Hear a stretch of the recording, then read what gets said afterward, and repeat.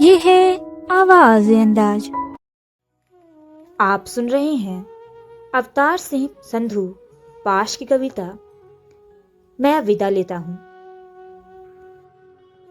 मैं विदा लेता हूँ मेरी दोस्त, मैं विदा लेता हूँ। मैंने एक कविता लिखनी चाहिए थी, सारी उम्र जिसे तुम पढ़ती रह सकती। उस कविता में महकते हुए धनिया का जिक्र होना था, ईख की सरसराहट का जिक्र होना था। उस कविता में वृक्षों से चूती ओस और बाल्टी में चोए दूध पर गाती झाग का जिक्र होना था। और जो भी कुछ मैंने तुम्हारे जिस्म में देखा, उस सब कुछ का जिक्र होना था। उस कविता में मेरे हाथों की सख्ती को मुस्काना था, मेरी जांघों की मछलियों ने तैरना था, और मेरी छाती के बालों की नर्म शाल में से स्निग्धता की लपटें उठनी थी। उस कविता में तेरे लिए, मेरे लिए और जिंदगी के सभी रिश्तों के लिए बहुत कुछ होना था मेरे दोस्त। लेकिन बहुत ही बेस्वाद है दुनिया के इस उलझे हुए नक्शे से निपटना, और यदि मैं लिख भी लेता शगनों से भरी वह कविता, तो उसे वैसे ही दम तोड़ देना था, तुम्हें और मुझे छाती पर बिलखते छोड़कर। मेरे दोस्त, कविता बहुत ही निस्सत्व हो गई है, जबकि हथियारों के नाखून बुरी तरह बढ़ आए हैं, और अब हर तरह की कविता से पहले हथियारों से युद्ध करना जरूरी हो गया है। युद्ध में हर चीज को बहुत आसानी से समझ लिया जाता है, अपना या दुश्मन का नाम लिखने की तरह। और इस स्थिति में मेरे चुंबन के लिए बढ़े होठों की गोलाई को धरती के आकार की उपमा देना, या तेरी कमर के लहरने की समुद्र की सांस लेने से तुलना करना बड़ा मजाक सा लगना था। सो मैंने ऐसा कुछ नहीं किया। तुम्हें मेरे आंगन में मेरा बच्चा खिला सकने की तुम्हारी ख्वाहिश को और युद्ध के समूचेपन को एक ही कतार में खड़ा करना मेरे लिए संभव नहीं हुआ। और अब मैं विदा लेता हूँ मेरी दोस्त। हम याद रखेंगे कि दिन में लोहार की भट्टी की तरह तपने वाले अपने गांव के टीले रात को फूलों की तरह महक उठते हैं, और चांदनी में पंगी हुई टूक के ढेरों पर लेटकर स्वर्ग को गाली देना बहुत संगीतमय होता है। हाँ, यह हमें याद रखना होगा, क्योंकि जब दिल की जेबों में कुछ नहीं होता, याद करना बहुत ही अच्छा लगता है। मैं इस विदाई के पल शुक्रिया करना चाहता हूँ, उन सभी हसीन चीजों का जो हमारे मिलन पर तंबू की तरह तनती रहीं, और उन आम जगहों का जो हमारे मिलन से हसीन हो गईं।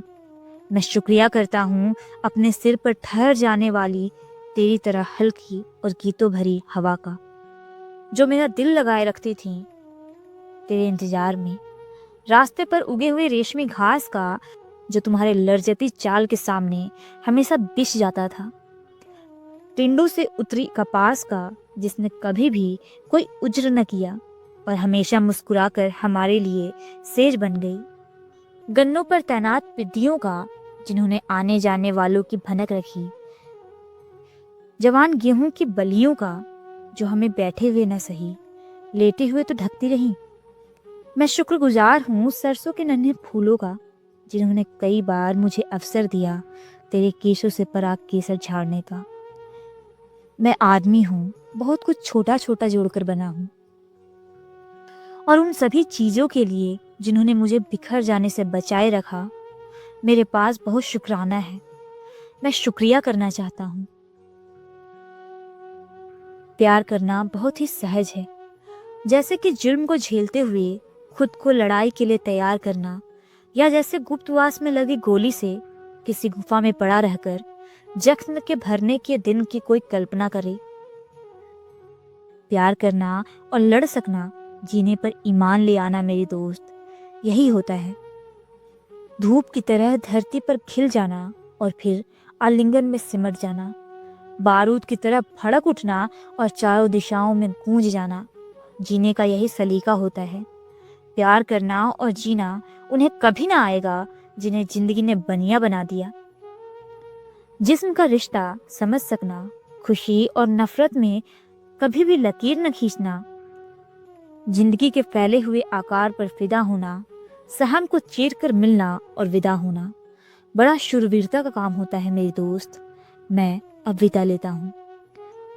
तुम भूल जाना मैंने तुम्हें किस तरह पलकों के भीतर पाल कर जवान किया, कि मेरी नजरों ने क्या कुछ नहीं किया तेरे नक्शों की धार बांधने में, कि मेरे चुंबनों ने कितना खूबसूरत बना दिया तुम्हारा चेहरा, कि मेरे आलिंगनों ने तुम्हारा मोम जैसा शरीर कैसे सांचे में ढाला। तुम यह सभी कुछ भूल जाना मेरी दोस्त, सिवाय इसके कि मुझे जीने की बहुत लोचा थी, कि मैं गले तक जिंदगी में डूबना चाहता था। मेरे भी हिस्से का जी लेना मेरे दोस्त, मेरे भी हिस्से का जी लेना।